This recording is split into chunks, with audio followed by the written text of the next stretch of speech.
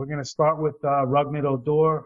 And I don't know if I say that right, but it's pretty kind of ironic because it sounds like rugged. And we've seen that this guy is very tenacious and scrappy. Jose Bautista can tell you that firsthand. He is currently being drafted as the 6th second baseman overall. The fact that this guy put up 33 homers, stole 14 bases, and didn't kill you in batting average, yet only finished around the top 10 mark at second baseman in 2016, just shows you the depth of the position. As I mentioned, as such, he's being taken as the 6th second baseman off the board at the keystone position. But it's going to cost you. Still 40th overall. So people are putting a premium and an emphasis on the keystone position. Let me see. He just turned 23. There's room to believe there's even more to come from Odor moving forward. His ISO was 30th at 231 in the league. His hard hit rate was 59th. And while he struck out a career high 21.4%, he did it with relatively unlucky BABIP numbers of 297. That was good for 95th in the league. Think about that. He struck out a tremendous amount of time, still batted 270, and had 95th rated BABIP. Like that, there's room for improvement there is what I'm getting at. We've seen how tough and scrappy he is, as I mentioned. I think he's personally on the verge of being talked about as one of the top 3 second basemen in the league. It's kind of a buy low opportunity for where he's going at his position. I'm more than okay with that. If I'm looking at him, Dozier, and Cano around that same time frame, I'm just as happy with Odor as I am with those 2 veterans. That's how on the fence I am for Rougned Odor this year. Talk me down from this ledge. Yeah, and I think you hit the nail on the head. Is the ADP seems absolutely preposterous when you really look at it.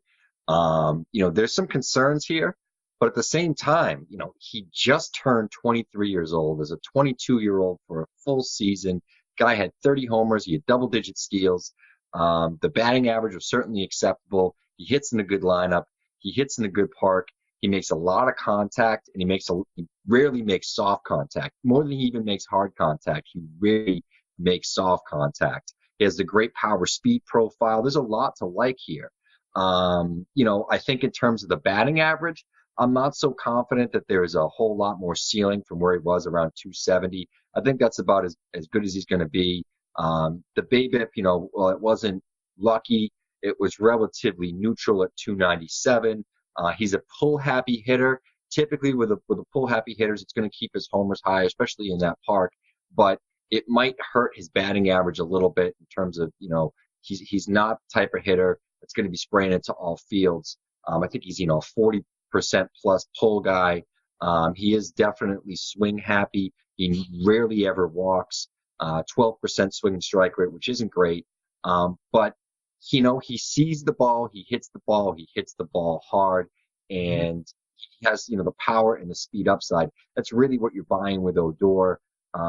In the range where he's going, I trust him a lot more than Brian Dozier, who has some of the same sort of concerns. If it's an OBP league, I think I probably might, redraft. I probably bump Cano and Dozier a little bit higher. But, if we're just talking straight 5x5 roto, I'd much rather own Odor. Yeah, I'm with you. I think it's weird because, like I said, he's the 40th player being drafted overall, but yet the 6th second baseman. So it's kind of weird because it seems like he's not getting the respect he should, but then at the same time he is being top 40. Sure. So I'm more than okay. I think he justifies that position. So I'm perfectly fine with Odor, and I would like him in more places than not. Can I ask you an either-or question? Would you rather have Odor or Trey Turner next year? The philanthropist might just be my current favorite player, not named Jacob deGrom.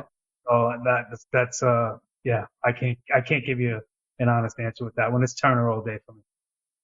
And the ADP is probably at least 12 to 13 spots higher. So I mean, you're paying for those steals with Turner, and I think that there's probably equal risk with both. But yeah, I don't know. It's an interesting question.